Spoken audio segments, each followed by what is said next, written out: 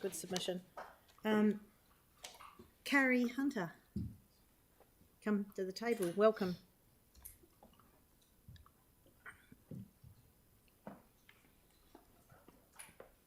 Is it Kari? Yep. Kari, yeah.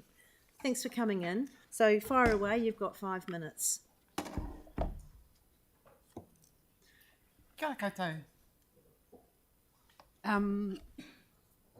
It's a great idea to slow the traffic down around schools and in residential neighbourhoods, and I appreciate all the work that's gone into this plan.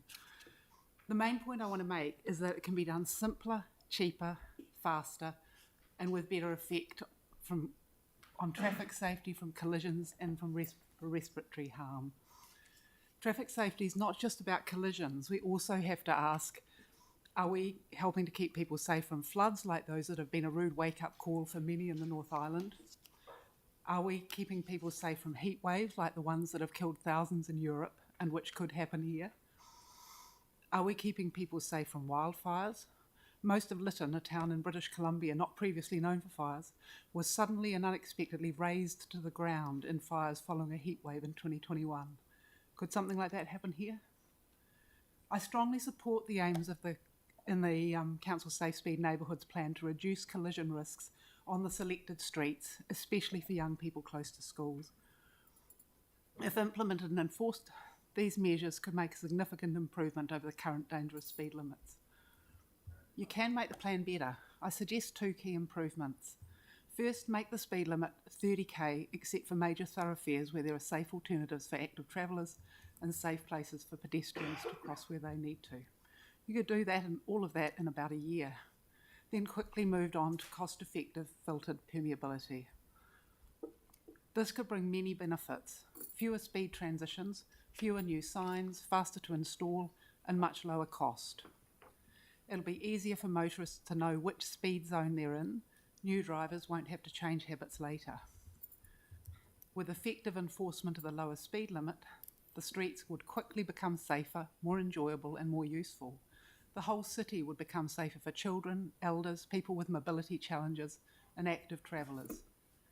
Fewer car trips could reduce congestion.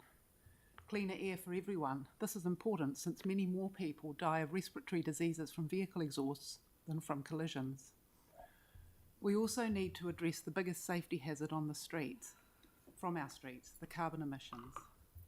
The reduction in speed will reduce emissions. Limiting speeds to 30 kilometres an hour across most of the city from this year would reduce them further and faster compared with the proposed plan. The choice Ōtautaita is faced with is not between driving cars and active transport. It's between proactively reducing how much we drive and being forced into it.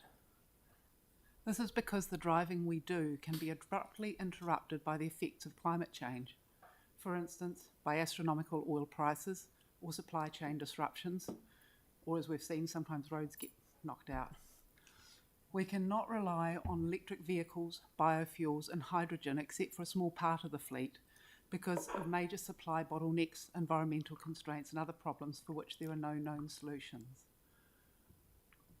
The sooner we change systems for an active transport future, the better that future will be. By making streets safer for active transport now, the council would be supporting innovations.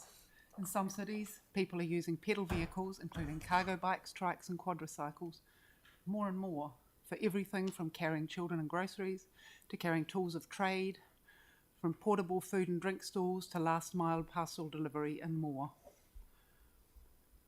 To sum up, the council should plan for the inevitable reality of a city with a lot less motor traffic.